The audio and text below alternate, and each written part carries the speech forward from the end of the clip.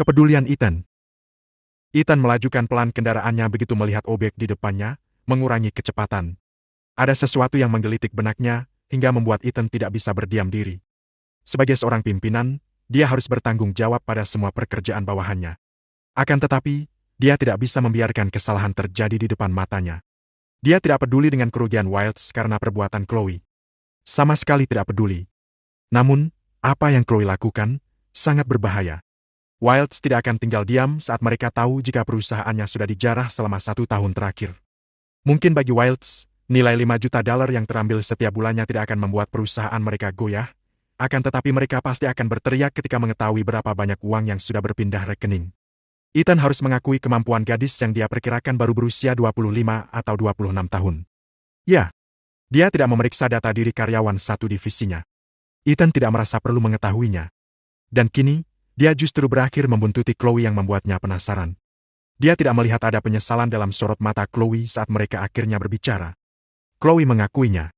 Mengakui perbuatannya selama 1 tahun terakhir dia bekerja di divisi keuangan. Akan tetapi, Ethan merasa perlu mengetahui kenapa Chloe melakukannya.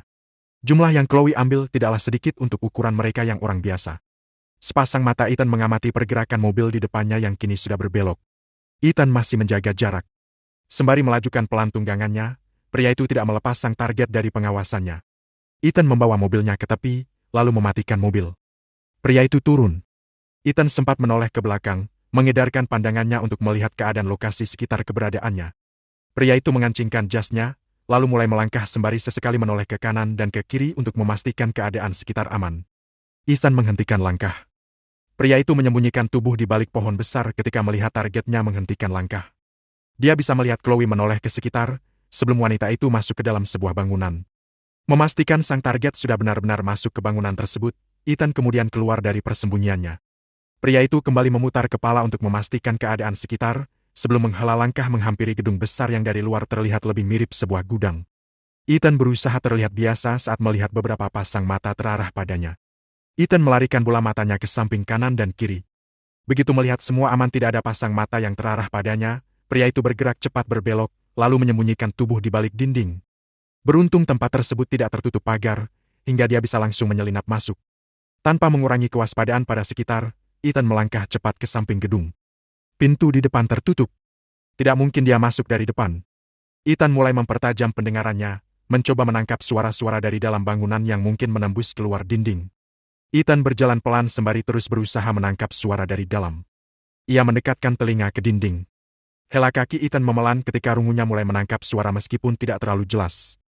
Kaki pria itu kembali melangkah pelan, mencari tempat hingga akhirnya suara-suara tersebut terdengar lebih jelas. Apa kita perlu menyingkirkannya? Di balik dinding, Ethan mengernyit saat mendengar percakapan dari dalam gedung. Suara seorang pria terdengar. Ethan memasang telinga lebar-lebar. Terserah padamu. Ethan tahu itu suara Chloe. Ethan mulai menebak siapa sebenarnya Chloe, dan dengan siapa wanita itu berbicara di dalam gedung. Kita jelas tidak bisa membiarkan dia tetap hidup setelah mengetahui apa yang kamu lakukan. Satu suara memperjelas pemikiran Ethan. Dialah yang saat ini sedang mereka bicarakan. Chloe tidak hanya sedang berbicara dengan satu orang laki-laki. Sudah ada 2 suara laki-laki yang tertangkap indera pendengarannya. Iya, benar. Lebih baik kita segera menyingkirkannya, sebelum orang itu melapor pada Wilds. Di tempatnya, Ethan mengatup keras rahangnya. Chloe jelas bukan wanita biasa. Perempuan itu berbahaya. Ethan masih terus mendengarkan percakapan Chloe dengan komplotannya.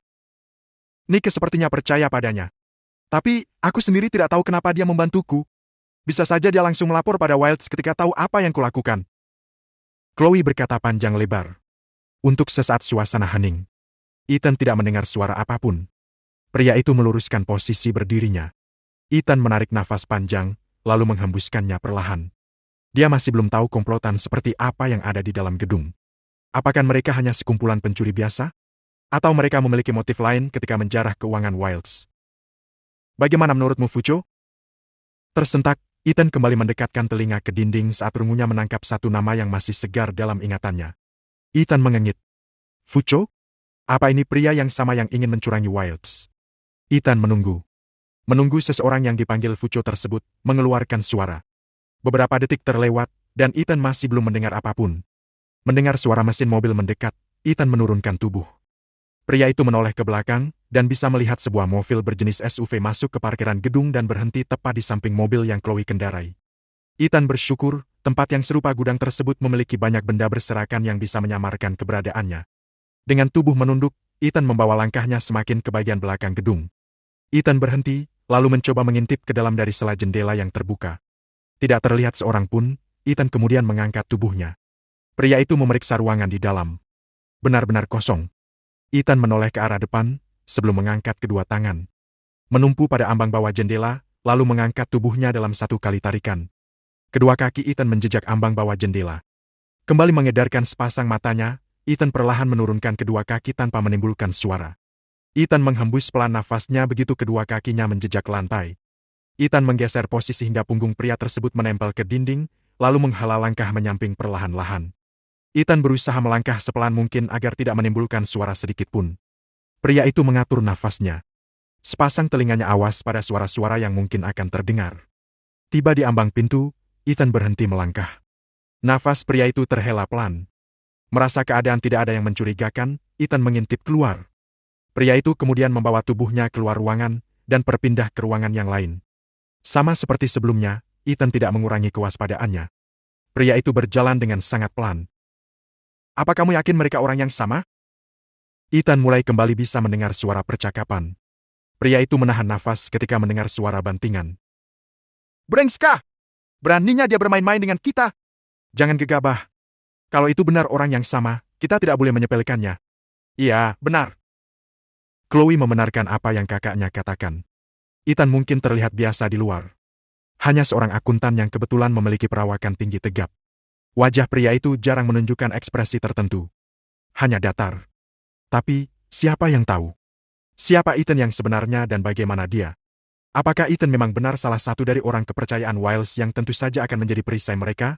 Atau orang yang juga memiliki rencana untuk Wilds? Chloe masih tidak mengerti untuk apa atasan barunya itu menolongnya.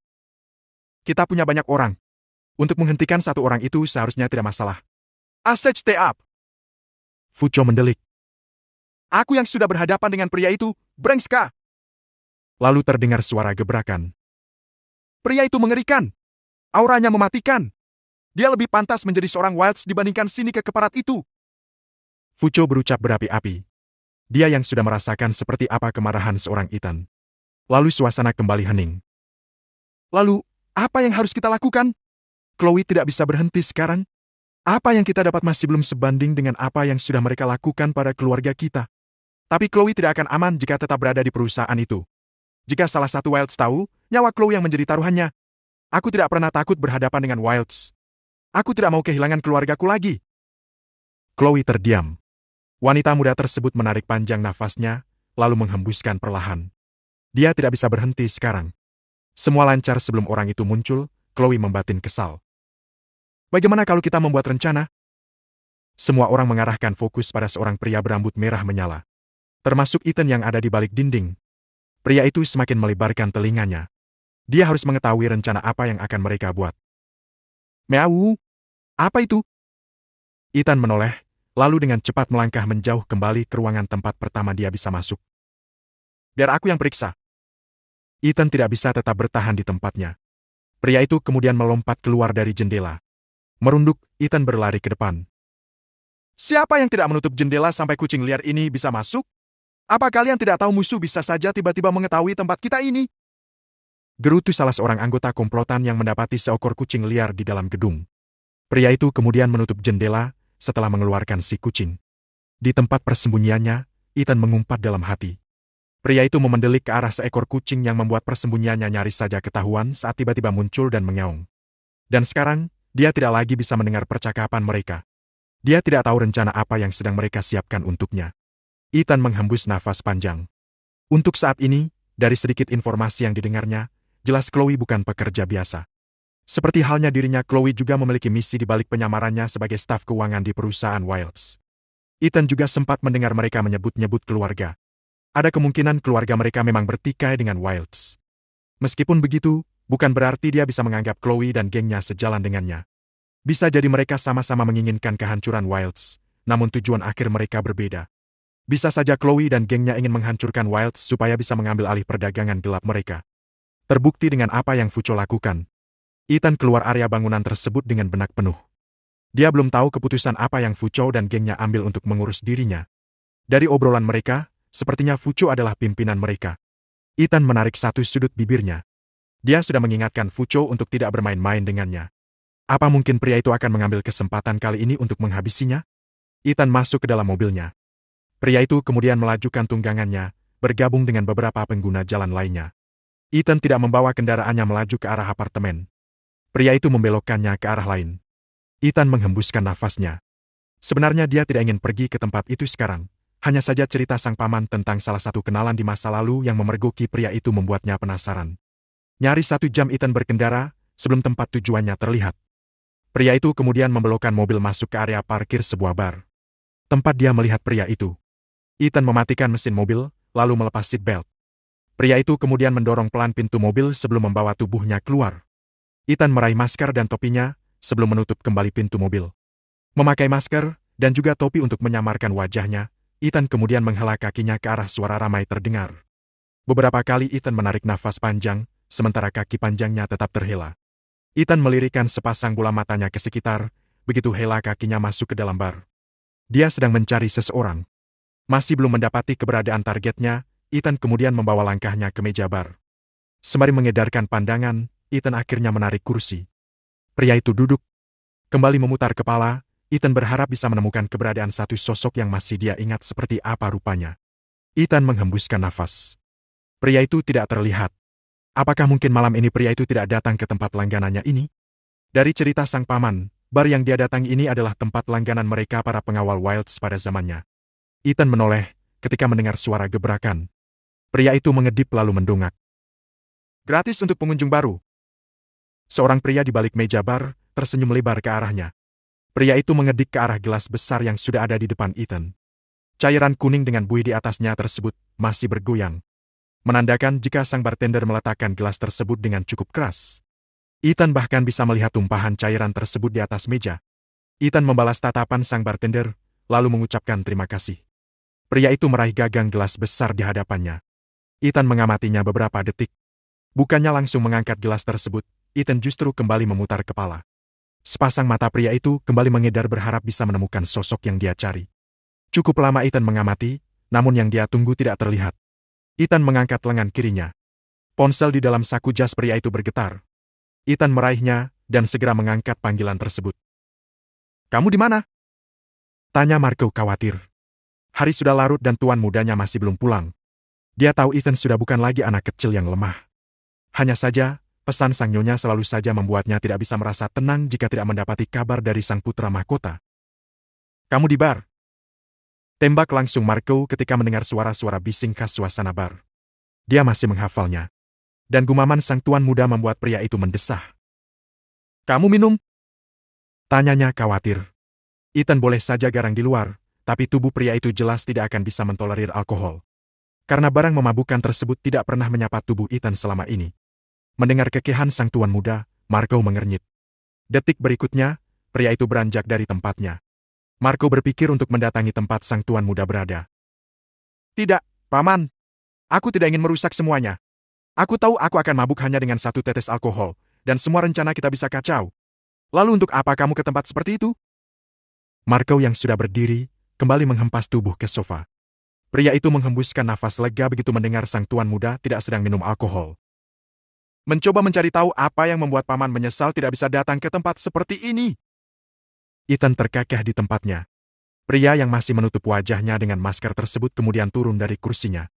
Sepertinya sudah cukup malam ini dia menunggu. Pria yang dia cari sepertinya memang tidak datang ke tempat hiburannya malam ini. Ethan, masih dengan telinga tertempel ponsel, menghela kedua kakinya. Pria tersebut sesekali masih memutar kepala mengamati tempat di sekitarnya. Ethan terus menghela langkah kaki, tanpa mengetahui ada sepasang mata yang tidak melepas sorot matanya ke arah pria dengan tubuh tegap tersebut. Ethan sebenarnya merasa kesal ketika Nike dengan seenak hari memberitahu dirinya di malam hari, jika pagi harinya dia harus pergi bersama pria itu ke sebuah lelang barang-barang bersejarah dari berbagai negara. Jangan berpikir lelang yang mereka akan hadiri merupakan lelang legal. Sama sekali bukan. Lelang tersebut bahkan diadakan di sebuah gedung megah yang terletak di pinggiran kota. Tidak terlihat dari luar, karena apa yang terlihat dari luar hanya pagar batu tinggi yang mengelilinginya. Kenapa Bapak tidak pergi dengan orang lain saja? Saya punya banyak pekerjaan. Ethan mengeluh. Nike seenak hati mengambil waktu bekerjaannya untuk pekerjaan yang lain. Sedangkan pekerjaan pokoknya tetap harus selesai tanpa boleh ada masalah. Dan dia jelas tahu ada masalah di dalam divisinya yang melibatkan salah satu anak buahnya. Dia harus segera memastikan masalah itu tidak berlanjut. Di samping Ethan, Nike terkekeh senang. Dia berhasil membuat Ethan mengeluh panjang lebar. Ethan menghembuskan nafas. Karena aku tahu pekerjaanmu akan tetap beres. Pria bernama Nicholas Wilds tersebut kembali tertawa, sementara Ethan melirik sinis. Ethan menggelengkan kepala. Pria itu mengedarkan sepasang mata, sebelum menyipit saat sekelibat melihat wajah yang tidak asing. Ethan mengerjap. Kepala pria itu kembali memutar mencari wajah yang membuatnya merasa pernah melihatnya di suatu tempat. Ethan beranjak. Meja-meja yang sudah disiapkan di dalam ruangan tersebut belum terisi penuh. Acara masih akan dimulai 15 menit lagi. Dia masih punya waktu. Mau kemana? Nike bertanya. Ethan menoleh dengan pandangan turun hingga sepasang matanya bertemu tatap dengan manik berbeda Nike. Melihat-lihat. Kedua bahu Ethan terangkat ringan. Melihatnya, Nike hanya berdecak kecil, sebelum menyibas sebelah tangannya. Menyuruh Ethan melakukan apa yang pria itu inginkan. Kamu tahu kapan harus kembali ke meja ini, dan jangan sampai salah meja. Ujar sinis Nike. Ethan tidak merasa tersinggung. Pria itu hanya mengangguk kecil, lalu mulai melangkahkan kedua kakinya menjauhi meja dengan Nike di tempat tersebut. Ethan mengedarkan matanya samar. Tidak ingin terlalu terlihat menonjol di antara beberapa orang yang masih berlalu lalang di dalam ruangan besar tersebut. Dia tidak ingin ada seorang pun yang mencurigainya. Ethan mengamati setiap penghuni meja yang dilewatinya. Mencari satu wajah yang familiar di matanya. Dia yakin. Dia tidak salah melihat. Kaki pria itu terhela memutari ruangan besar tempat akan diadakannya lelang, namun masih tidak menemukan seseorang yang dicarinya. Ethan menghembuskan nafas. Sepasang kaki pria itu berhenti terhela di salah satu sudut ruangan. Sepasang netra pria itu mengedar. Ethan memutar cepat kepalanya ketika mendengar suara seseorang. Suaranya terdengar lirih, seolah sedang berbisik. Ethan yang penasaran, menghela kembali sepasang kakinya. Ethan berhenti. Pria itu kembali mendengarkan. Di dalam kepalanya sedang berputar. Ethan kemudian tanpa sadar mengangkat sepasang sudut bibirnya saat dia mengenali siapa pemilik suara di balik dinding. Ethan kemudian berdiri dengan kedua tangan masuk ke dalam saku kantong celana. Menunggu. Chloe baru saja menyelesaikan panggilan, dan keluar dari celah yang sengaja dia gunakan untuk bersembunyi saat melakukan sambungan. Wanita itu berjingkat kaget saat menemukan siapa yang sudah berdiri di depannya. Sepasang mata yang kali ini tidak tertutup kacamata itu membesar. Ethan melirik sosok yang baru saja keluar dari persembunyiannya. Untuk beberapa saat, sepasang mata pria itu bertemu tatap dengan netra yang memiliki warna hazel yang sebelumnya tidak pernah terlihat jelas. Chloe menghela ke belakang kakinya. Bola mata wanita tersebut melirik sekitar. Wanita itu kembali menghadap ke depan. Chloe menelan susah payah ludahnya. Jadi karena ini kamu hari ini izin?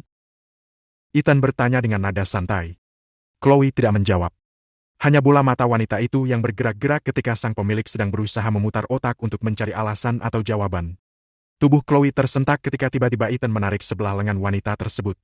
Ethan menyeret Chloe kembali ke tempat persembunyian yang baru saja Chloe tinggalkan. Ethan mendorong Chloe hingga punggung wanita itu menyentuh dinginnya dinding, lalu menggunakan tubuh besarnya untuk menutupi keberadaan Chloe. Ethan menoleh ke belakang. Ups, sorry. Aku mencarimu karena waktumu sudah habis.